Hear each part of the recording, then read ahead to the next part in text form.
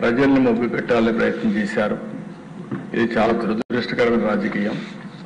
నేను చాలా మంది చూశాను, కానీ ఇంత బరిదెగించి తప్పులు చేసి ఆ తప్పులను కూడా ఒప్పులుగా చిత్రీకరించడానికి ప్రజల దగ్గర తీసుకుపోవడం అనేది ఒక విచిత్రమైన పరిస్థితి.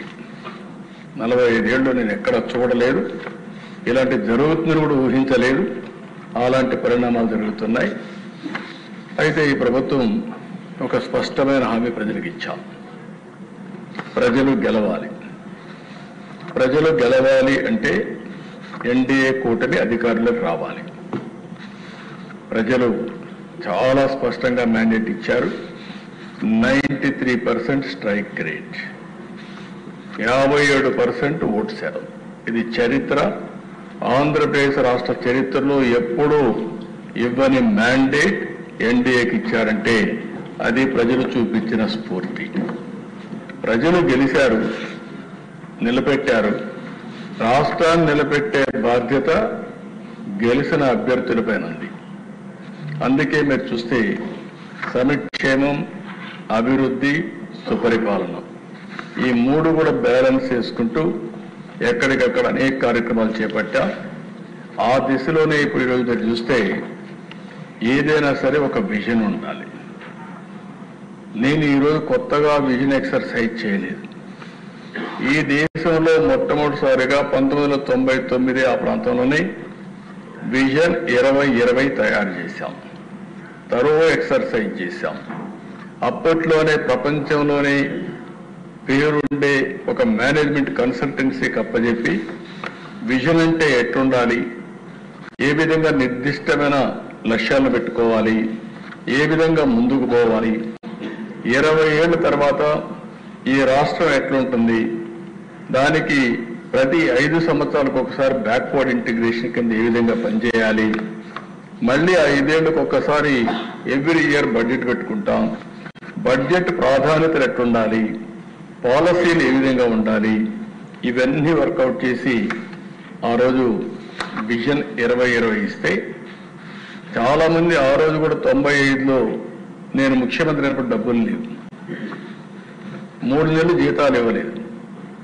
చెప్పాను ప్రజలకి, జీతాలు ఇవ్వలేము, ఓపిక పట్టండి, ఖజానా ఖాళీ అయింది, దయచేసి సహకరించమని సహకరించాను. రెండో విషయం అధ్యక్ష, ఆ రోజుట్లో ₹2 కేజీ బియ్యం కూడా అతి ప్రియమైన ₹2 కేజీ బియ్యం కూడా రేటు పెంచాం. అనివార్య పరిస్థితిలో కరెంటు ఛార్జీలు పెంచాం. పెంచిన తర్వాత ప్రజలకు చెబితే ప్రజలు అర్థం చేసుకొని సహకరించారు. అదేవిధంగా నేను చెప్పింది, ఈ ప్రభుత్వం short term, medium term, long term ప్రణాళికలు తయారు చేస్తున్నాం. ఇది మీ భవిష్యత్తుకు, మీ పిల్లల భవిష్యత్తు కంటే నమ్మారు. నమ్మిన తర్వాత మీరు చూస్తే అధ్యక్ష, దాని ప్రూఫ్ ఆఫ్ కాన్సెప్ట్ ఈరోజు హైదరాబాద్ నాలెడ్జ్ ఎకానమీకి చిరునామా.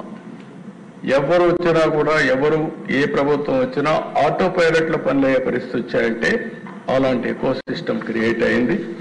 ఈరోజు నేను ప్రవేశపెట్టే స్వర్ణాంధ్ర 2047 కూడా ఈ రోజే కాదు, దీన్ని కరెక్ట్గా ఫౌండేషన్ మనం వేసుకోగలిగితే తర్వాత ఎవరొచ్చినా ఎవరైనా సరే ఇర్రివర్సిబుల్ గా ముందుకు పోయే విధంగా ఈరోజు ఫౌండేషన్ వేస్తున్నామని చెప్పి కూడా నేను మీకు తెలియజేస్తున్నాను. అయితే మరీ దుర్మార్గులు వస్తే మొన్న వచ్చినట్టు అమరావతిని విధ్వంసం చేసినట్టు, పోలవరాన్ని డయాఫామ్ వాలు మొత్తం గోదావరిలో కలిపేసినట్టు, లేకపోతే రేపు మనం కట్టిన తర్వాత కూడా ఇప్పుడు కూడా మీరు చెప్పారు, చాలా మంది బాగా ఆందోళన చెప్పారు అధ్యక్ష. వాస్తవం కూడా ఈ రాష్ట్రంలో పెట్టుబడులు పెట్టాలంటే ఈ రాష్ట్ర వాస్తవ పరిస్థితులు కూడా అర్థం చేసుకుంటారు. వాళ్ళకు సెక్యూరిటీ లేకపోతే ఇక్కడ రాడు, భద్రత కావాలి.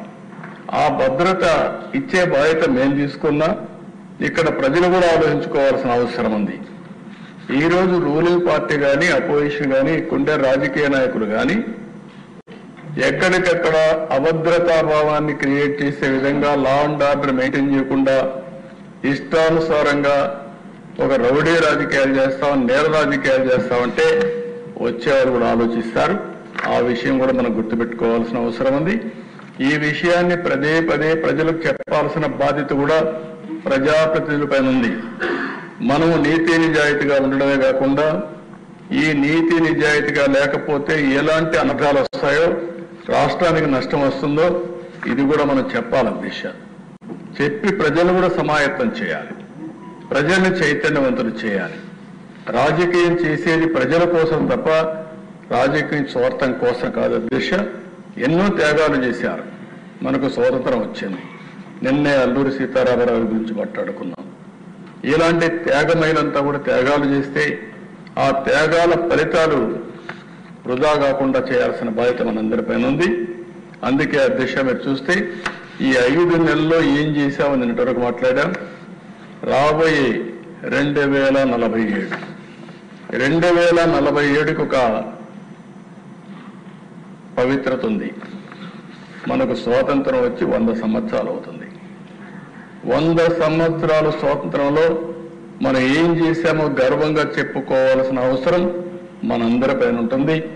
అందుకని 100 సంవత్సరాల కోసం మనం పెట్టుకున్నాం. వికసిత్ భారత్ నరేంద్ర మోడీ గారు లాంచ్ చేస్తే స్వర్ణ ఆంధ్రప్రదేశ్ 2047ని మనం లాంచ్ చేసే పరిస్థితికి వచ్చాం అధ్యక్ష. ఇందులో నేను బ్రాడ్గా చెప్తాను, మెంబర్స్ కూడా కోరుతున్నా, మీ మీద ఒక గురుతరమైన పవిత్రమైన బాధ్యత ఉంది. మీరు కరెక్ట్గా ఈ విజన్ని మీరు అర్థం చేసుకుని మీ నియోజక పరిధిలో మీరు కూడా ఒక విజన్ తయారు చేసి ఏ బాధ్యత అయితే, ఏ మ్యాండేట్ అయితే, ఏ నమ్మకం అయితే మీ మీద పెట్టుకున్నారో ఆ నమ్మకాన్ని మీరు కూడా